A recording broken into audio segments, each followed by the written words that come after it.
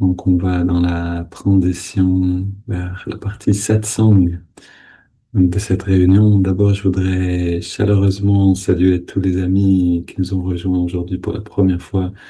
Gis, Christian, Josias et bien sûr aussi Julie qui était avec nous pendant le festival et Myriam aussi. Donc oui, Prakash, je crois que Prakash, tu as décidé depuis l'initiation que tout le Bénin allait devenir Ananda francophone.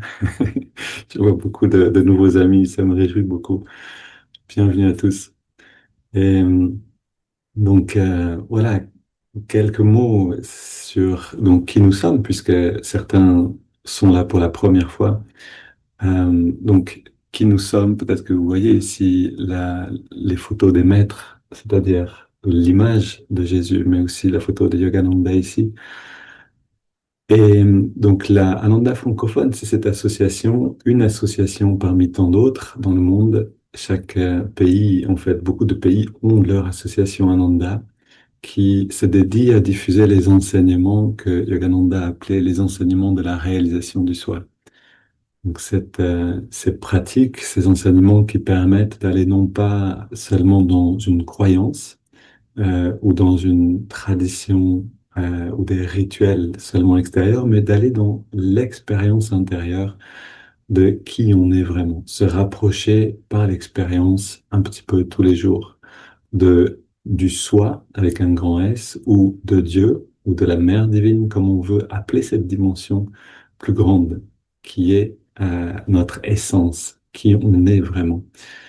Et donc aujourd'hui, euh, plutôt cette période, c'est vraiment une période particulière. Depuis donc la semaine dernière, on était en plein festival encore, le festival de la réalisation du soi qui avait lieu en Provence, ici même en fait, chez nous, dans cette ferme dans laquelle on habite. Et en prélude à à ce festival, on a eu une initiation qui s'est passée en personne et en ligne. On a eu en tout, je crois, une bonne douzaine, même un petit peu plus, de personnes qui ont reçu l'initiation au Kriya Yoga. Le Kriya Yoga, qu'est-ce que c'est? C'est justement la perle ou le diamant que Yogananda est venu donner en Occident. Donc, Yogananda était en Inde, il est né en Inde, il a grandi en Inde, il a rencontré son maître spirituel là-bas. Et puis un jour, il a senti qu'il devait partir dans l'Ouest pour aller donner des enseignements euh, à l'Occident. Et donc, il est parti en Amérique parce que c'était le pays le plus ouvert à cet enseignement. Et puis, à partir de là, cet enseignement a rayonné pour toucher la vieille Europe d'une certaine manière. C'est-à-dire, l'Amérique, tout était fluide, flexible, une mentalité très réceptive à quelque chose de ce genre.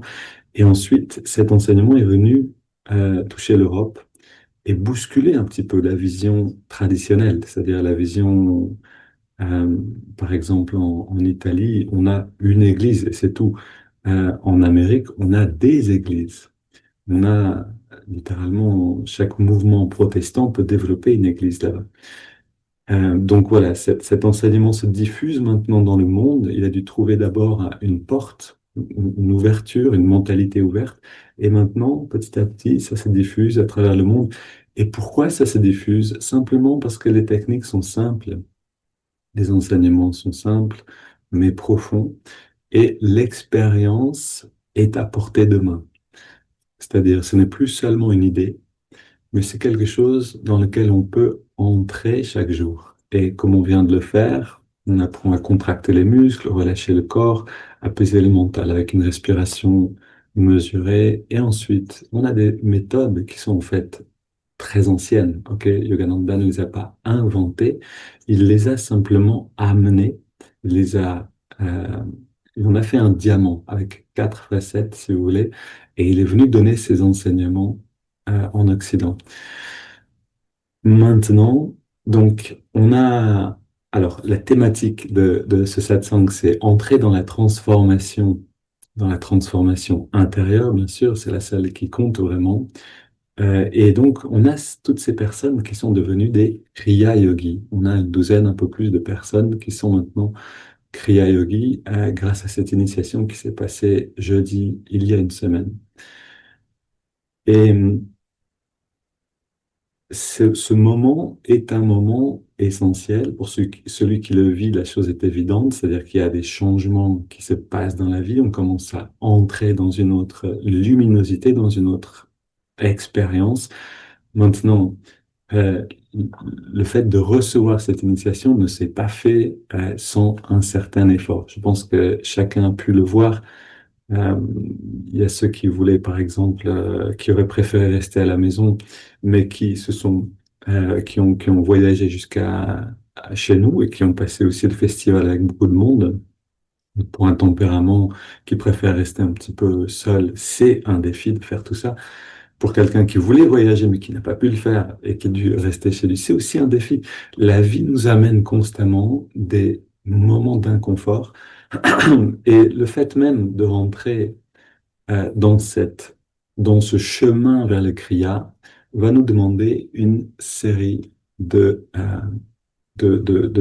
en fait, hein. C'est constamment aller un petit peu au-delà de nos limites. Alors, quand on, quand on lit l'autobiographie d'un yogi au début, on peut penser, donc pour ceux qui l'ont pas lu, je vous recommande en effet ce livre, l'autobiographie d'un yogi, en particulier la version bleue chez Albin Michel, si possible, qui est le texte original. Et donc le texte qui n'a pas été changé par la suite. Maintenant, quand on lit l'autobiographie d'un yogi, on tombe à un moment sur le passage qui parle du Kriya Yoga.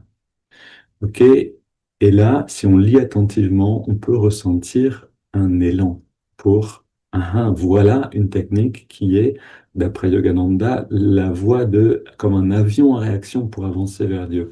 C'est plus le chemin de la charrette et des bœufs, mais c'est une expérience quotidienne et une transformation accélérée. Ok, quand on lit ça et qu'on est sérieux sur le chemin spirituel, on peut sentir, ben, en fait, ça, je veux en faire l'expérience. Ok, je veux acquérir cette pratique, cette technique. Et puis on se rend compte, justement, avec la préparation au Kriya, on se rend compte qu'en fait, la préparation elle-même, déjà, est une transformation. On se rend compte que oui, on a une motivation, vous savez, on pense un petit peu la carotte qui, ok, je veux arriver jusqu'au Kriya, je veux atteindre cette technique, cette initiation et rentrer dans cette merveilleuse expérience. Et c'est une vraie motivation, elle est valide. Parce que pour ceux qui ont maintenant reçu leur initiation, vous allez voir en pratiquant régulièrement que la méditation littéralement change de dimension. On entre vraiment dans quelque chose d'autre. Et ça n'arrête pas en fait, hein. C'est vraiment quelque chose qui s'approfondit à l'infini. C'est assez merveilleux. Mais donc c'est une motivation qui est valide. Maintenant, ce qui se passe, c'est que pour arriver jusqu'à l'initiation au Kriya, on a en effet toute une série de choses à valider. C'est-à-dire, on a des enseignements à suivre.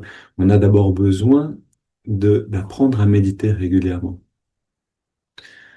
Qu'est-ce que ça veut dire, en fait, apprendre à méditer régulièrement? Ça veut dire apprendre à se retirer, apprendre à se détourner du monde, pouvoir le faire et dire, OK, ce moment maintenant, il est uniquement dédié à l'expérience de qui je suis vraiment et en faire l'expérience dans l'intensité qui m'est accessible aujourd'hui. Et puis à nouveau, j'y retourne encore une fois dans la soirée, par exemple, et puis j'y retourne le lendemain. Donc c'est vraiment cette régularité, elle nous enseigne en fait euh, ce que Jésus disait dans cette phrase, vivre dans ce monde, mais non pas de ce monde. C'est quelque chose qui demande une transformation en fait totale de notre manière de vivre. Parce que on ne peut pas se libérer du monde sans que quelque chose en nous se transforme. On va devoir abandonner des attachements. Si je suis complètement attaché à tout ce qui est autour de moi, je ne pourrai pas me retirer.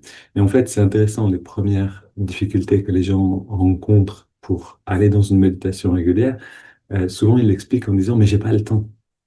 Euh, j'ai pas le temps, il y a trop de choses, j'ai trop de responsabilités. Et puis ensuite, elles disent, euh, quand j'aurai déménagé, ou quand j'aurai passé mes examens, ou quand mes enfants auront 18 ans, j'exagère à peine, j'aurai du temps pour méditer. Il y a une petite image comme ça où on voit quelqu'un, un enfant qui dit avec une phrase trop jeune pour méditer, puis un adulte trop occupé pour méditer, et puis quelqu'un qui est très âgé, trop fatigué, trop, trop âgé pour méditer. Et puis à la fin, une tombe avec une croix trop tard pour méditer.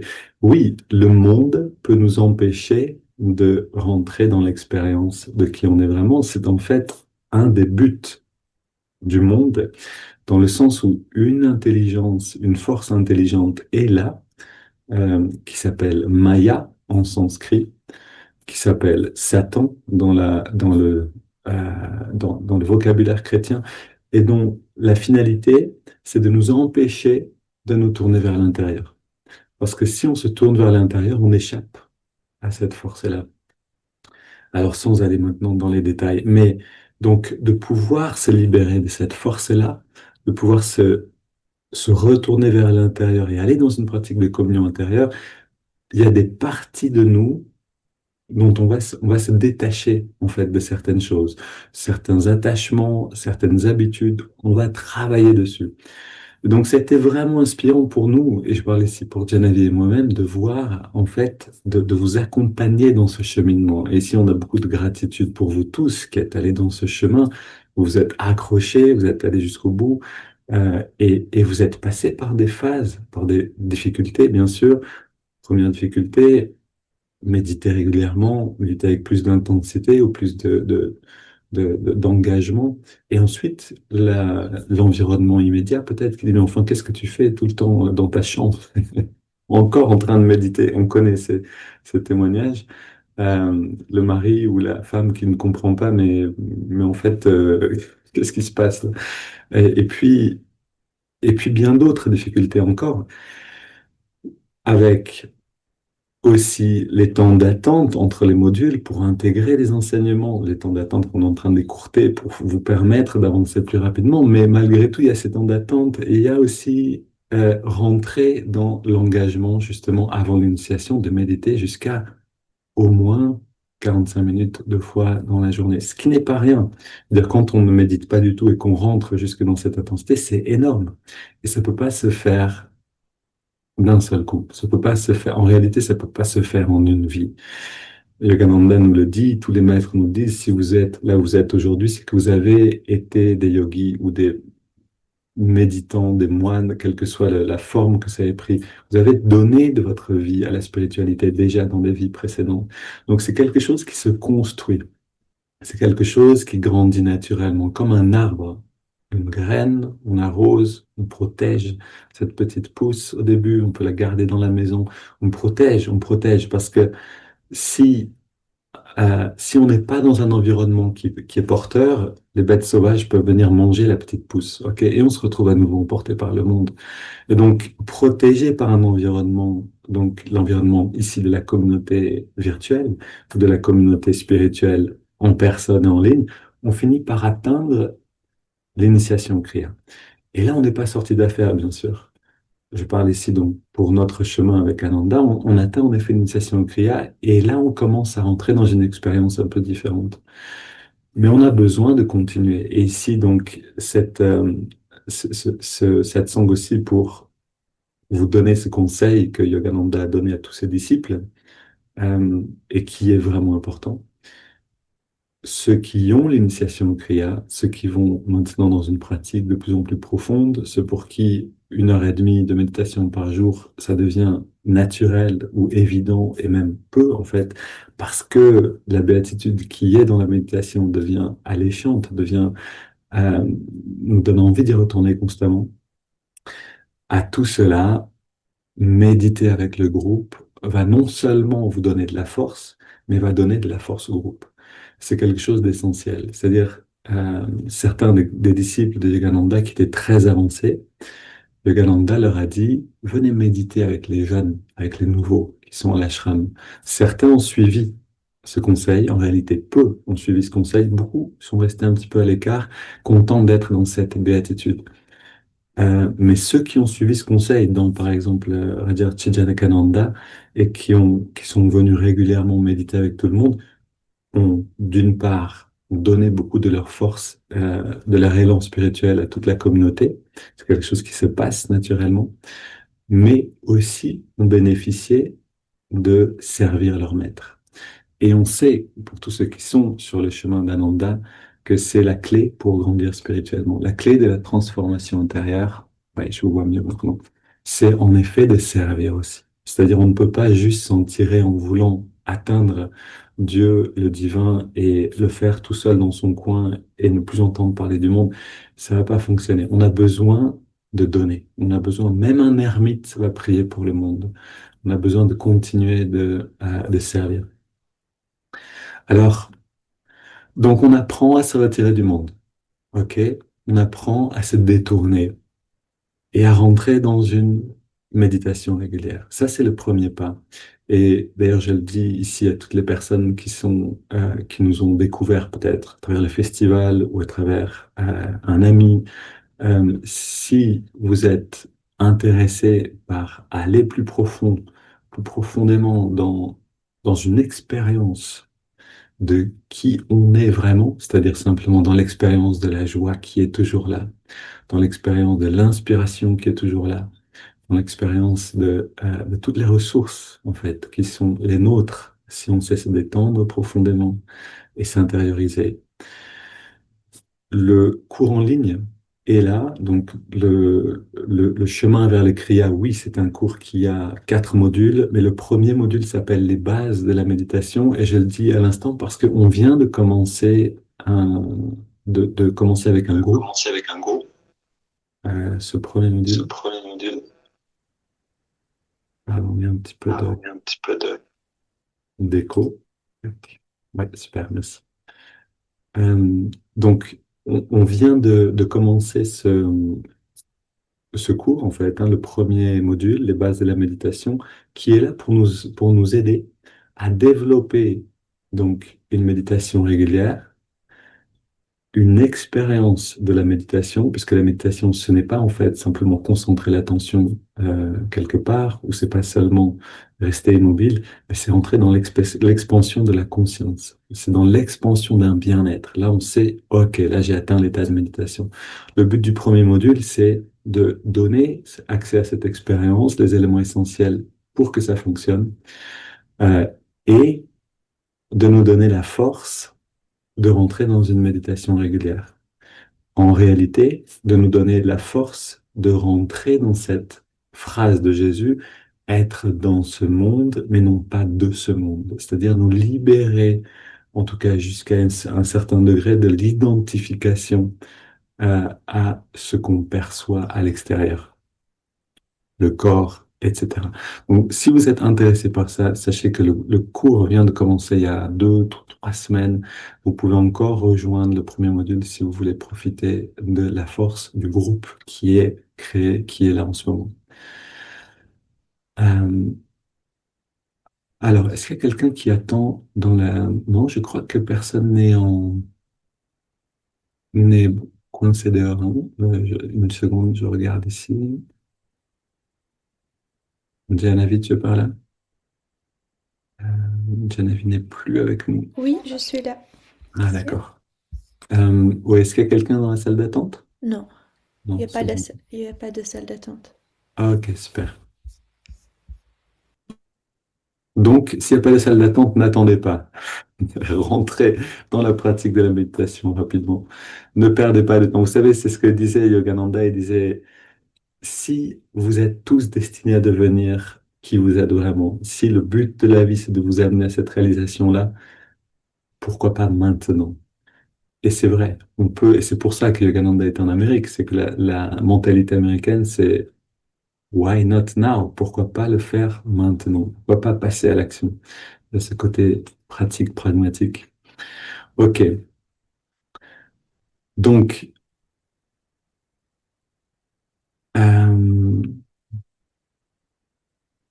Ok, je voudrais vous lire maintenant un passage de Swami. Donc, Swami Kriyananda qui a écrit un livre qui s'appelle Révélation du Christ, un merveilleux livre sur les enseignements de Jésus, puisque un travail principal de Yogananda et de son maître, Sri Yukteswar, mais aussi de son disciple, Swami Kriyananda, et de Ananda en général, c'est de montrer que les enseignements véridiques, c'est-à-dire les vrais enseignements spirituels, ne se contredisent pas, que les enseignements euh, réels, qui permettent vraiment de grandir spirituellement, disent la même chose. Et donc les enseignements de Krishna dans la Bhagavad Gita ou les enseignements du Christ, et vous voyez que Christ et Krishna viennent de la même racine, que ces enseignements disent les mêmes vérités. Les simplement, ils le donnent à différents moments, dans des moments où la conscience humaine est, est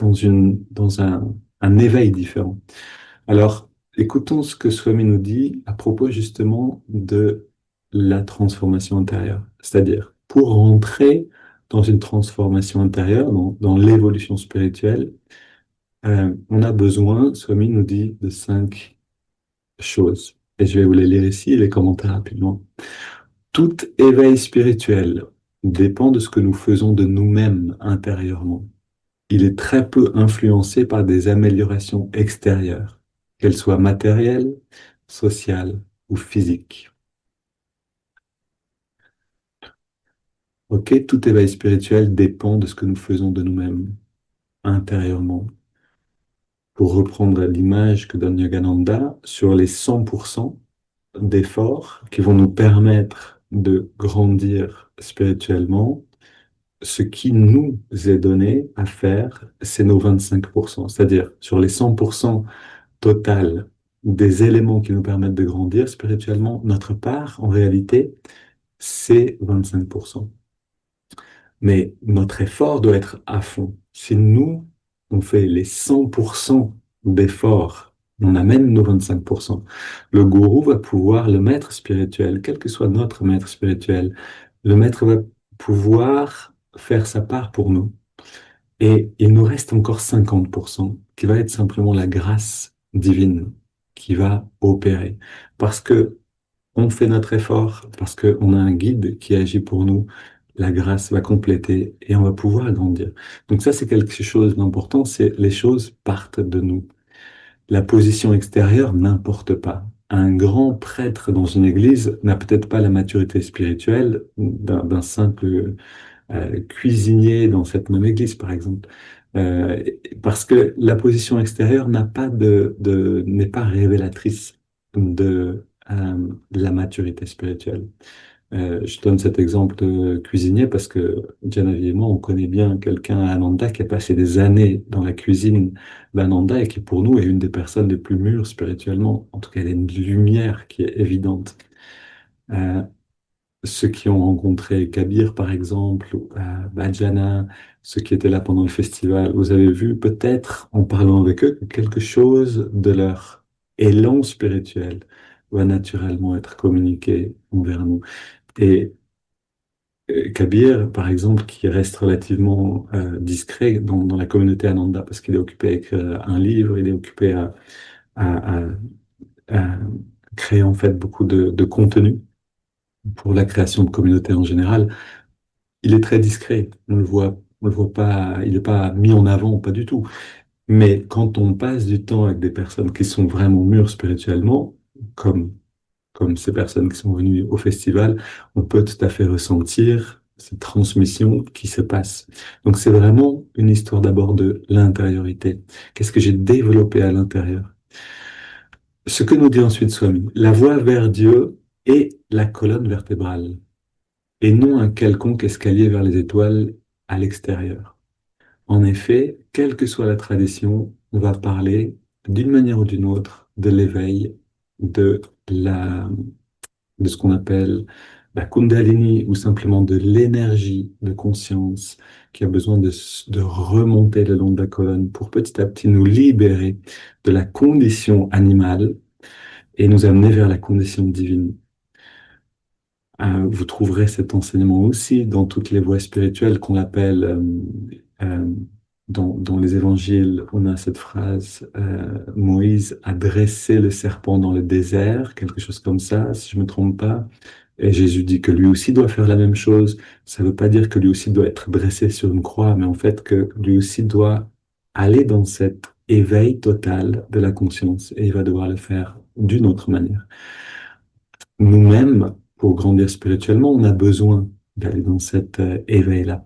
Alors, attention, bien sûr, parce que je cite les évangiles, ce serait faux de dire pour une phrase de Jésus, il y a une seule interprétation correcte. On est d'accord avec ça. Mais une des interprétations de cette phrase, c'est en effet en rapport donc avec la force de la Kundalini, la force de l'éveil spirituel qui a besoin de se passer à l'intérieur de nous, comme à l'intérieur de tout maître, ça va se passer. Que nous dit Swami Kriyananda encore? Le véritable éveil spirituel dépend d'une aspiration intense, ainsi que d'un effort sérieux pour maintenir sa conscience élevée vers Dieu. Le Seigneur n'a pas de favori. Comme le disait Yogananda, Dieu choisit ceux qui le choisissent. Ok, il n'y a pas de, il n'y a pas de peuple élu dans le sens où on aurait, par exemple, telle religion qui serait choisie pour arriver jusqu'à Dieu et puis tout le reste, il est laissé de côté. Non, il y a vraiment cette question de est-ce que nous, on a un véritable, une aspiration intense et est-ce qu'on fait l'effort nécessaire pour grandir? Et certains peuvent avoir l'aspiration, mais l'effort flanche. Parce qu'on n'est pas habitué à faire un effort intense ou parce qu'on n'a pas développé la force de volonté dans notre vie suffisamment, alors ça va être ici que les choses vont s'arrêter. Pour d'autres, on a une volonté très forte, mais on n'a pas l'aspiration. On n'a pas l'aspiration intense vers le spirituel. Donc cet effort de la volonté va être appliqué au monde. Et on va par exemple atteindre des buts mondains, une position sociale, un, acheter, gagner plus d'argent, etc. Tout ça, c'est tout à fait OK. Ça peut même réveiller cette force et l'entraîner. Mais quand les deux sont unis, c'est-à-dire une force de volonté intense, forte, développée, ainsi qu'une aspiration spirituelle réelle, les deux peuvent amener véritablement à cet éveil de ce qu'on appelle l'éveil de la Kundalini. Maintenant, vous gagnerez la faveur du Seigneur non par des efforts superficiels, comme par exemple faire l'aumône, même si c'est quelque chose de très bon, mais par un amour sincère pour Dieu dans votre cœur. Les actes extérieurs à eux seuls ne peuvent jamais apporter la liberté spirituelle intérieure. Donc on peut en effet s'engager, et c'est très bien encore une fois de le faire, et c'est sans doute nécessaire aussi d'apprendre à servir. Ok, c'est pas seulement possiblement nécessaire, en fait c'est essentiel d'apprendre à servir. On a besoin d'apprendre à offrir nos actions pour un bien plus grand. Si notre méditation, elle est réalisée pour nous seulement, alors elle est stérile. Et c'est là un des pièges sur le chemin spirituel, c'est je veux le kriya, ok? Je veux atteindre cette technique, ok, maintenant que je l'ai, ciao. Il y a quelqu'un qui disait, c'est Asha qui disait kriya and siya, c'est-à-dire le kriya et bye bye, ciao. Maintenant que je l'ai, je disparais. Mais la réelle possibilité de grandir, c'est en servant. Le kriya, on pourrait dire, c'est le véhicule, ok, pour euh, aller dans l'expérience du divin, pour s'élever, c'est l'avion, mais le service, c'est l'essence, c'est ce qui va nous passer, le combustible qui va nous permettre que le véhicule avance. On peut avoir le meilleur véhicule du monde. Si on ne met pas d'essence dedans, si on ne sert pas le monde d'une manière ou d'une autre, rien ne va avancer. Donc ici, oui, on a tout à fait besoin de servir, mais la vraie faveur du Seigneur ne vient pas d'efforts superficiels, elle vient par un amour sincère pour lui dans notre cœur. Si on peut agir, si on peut servir avec cet amour, alors les éléments sont, c'est-à-dire on a tout ce tout ce dont on a besoin. Si on peut servir avec amour, offrir nos actions et en plus se retirer et pratiquer une technique comme Hong So, ou comme l'écoute du son du home, ou comme Yogoda et le pranayama du Kriya. Si on peut avoir un enseignement complet, avoir en plus la dimension du service et de l'amour naturel du cœur, comme l'appelle Sri Yukteswar, on a tous les éléments.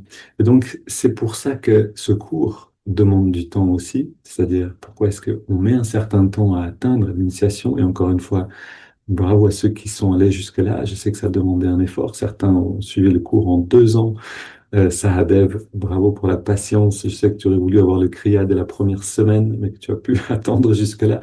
Ça demande un effort, tout ça. Pourquoi? Parce qu'on est censé, pour vraiment grandir, on est censé ramener tous ces éléments ensemble.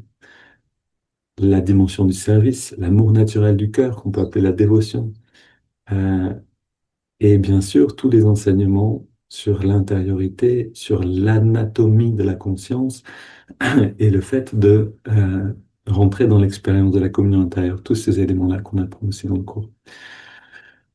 Maintenant, euh, donc on a, pour tous ceux qui sont déjà dans, disons, pour ceux qui ont progressé sur le chemin vers le Kriya, pour ceux qui ont passé déjà ou reçu leur initiation, oui, vous savez ce que c'est cette transformation intérieure. Vous êtes venus, pour la plupart d'entre vous, dans une communauté Ananda en personne. Vous avez fait l'expérience d'être avec cette communauté, vous avez vu ce que c'est que d'entrer dans un champ d'énergie, dans le champ d'énergie d'une communauté qui prie, qui médite régulièrement ensemble. Et vous avez vu la transformation et aussi comment on est secoué, bien sûr, par cette transformation intérieure qui est demandée. Mais que l'on soit dans une communauté Ananda, que l'on soit dans le chemin vers le Kriya ou non, la vie reste la même. Le monde est un ashram gigantesque, si on veut le regarder vraiment comme ce qu'il est, c'est-à-dire une opportunité de grandir spirituellement. Et donc, si je voudrais ouvrir vers les questions dans les petits groupes, donc d'abord expliquer ce que c'est les questions dans les petits groupes. Donc, on va faire ce qu'on appelle des breakout rooms. Janavi va nous mélanger joyeusement pour qu'on puisse se retrouver. Pour ceux qui le souhaitent, seulement obligatoire pour personne. Vous pouvez aussi partir, vous pouvez aussi rester en silence et écouter ce qui se passe dans les petits groupes, il n'y a aucun problème. On va se retrouver par petits groupes pour voir donc et échanger sur cette dimension de la transformation intérieure. Parce qu'on a tous notre aventure d'incarnation. La vie nous demande à tous de changer. Elle va nous demander peut-être de transformer des éléments en nous comme surmonter encore un petit peu de son. Ah, d'où est-ce que ça vient? On a besoin de surmonter, par exemple, de la colère ou de l'impatience, ok? On a besoin de peut-être réussir à devenir régulier dans notre pratique de méditation. Peut-être qu'on a une appréhension à être dans un groupe et on a besoin de surmonter cette appréhension si on veut pouvoir profiter d'un environnement qui nous aide. Quelle que soit la chose que la vie nous demande, peut-être que c'est aussi simplement d'être dharmique, c'est-à-dire d'être responsable dans son travail, dans sa famille, d'assumer les responsabilités que la vie nous donne. Quelles que soient ces choses que la vie nous demande de faire, elle va nous demander de les faire pour évoluer intérieurement, pour cette transformation intérieure. Et donc, on va aller dans des petits groupes. On va parler dans des groupes dans l'idéal de 4, si tu veux bien, Janavi. Comme ça, on a un petit peu plus de possibilités aussi de se rencontrer. Euh, et on va se poser cette question, dans quelle expérience de transformation on est maintenant? Autrement dit, qu'est-ce que la vie nous demande actuellement? Dans quelle direction elle nous pousse? Ok, la vie nous pousse dans une direction pour qu'on transforme quelque chose, pour qu'on apprenne quelque chose. Si on ne veut pas l'apprendre, elle va nous pousser avec plus de force. Ok, ça risque d'être un peu plus intense. Donc, l'idée, c'est de voir cette demande que la vie nous fait, quelle transformation elle nous demande, et ensuite, la deuxième question, est-ce que je vais dans le sens de cette transformation, ou est-ce que je vais à contresens? Est-ce que je me cabre contre cette demande? Est-ce que je lutte contre la rivière, contre le courant? Est-ce que je vais avec le courant de la rivière, de la vie? Est-ce que je nage dans le bon sens? Est-ce que j'essaye d'aller à contresens? Et, euh, et qu'est-ce qui se passe? C'est-à-dire comment, en fait, je vis la chose? Donc, l'idée ici, avant qu'on se retrouve dans les petits groupes, c'est vraiment de faire atterrir une sagesse qui peut être simplement théorique, de la faire atterrir dans la matière. Donc, par ces petites réflexions, de voir dans ma vie, par exemple, en ce moment, c'est ma relation avec mon conjoint qui me demande, ou c'est ma relation avec mes enfants, ou c'est ma relation, ou c'est simplement, etc. Tous les exemples que j'ai déjà donnés. Mais c'est de vraiment trouver non pas rester théorique en disant oui, la vie quelquefois elle est bien difficile, etc. Non, on ne veut pas rester théorique, on veut vraiment regarder dans notre vie en particulier qu'est-ce qui se passe, qu'est-ce qui m'est demandé comme effort de transformation.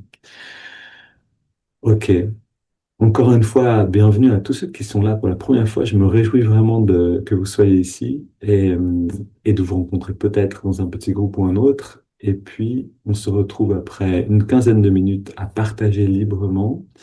Euh, Aussi, attention, ouvrez vos oreilles, c'est-à-dire on est là aussi pour écouter, on essaie de ne pas interrompre, mais vraiment de permettre à l'autre de s'exprimer, éventuellement même de poser une question qui peut l'aider.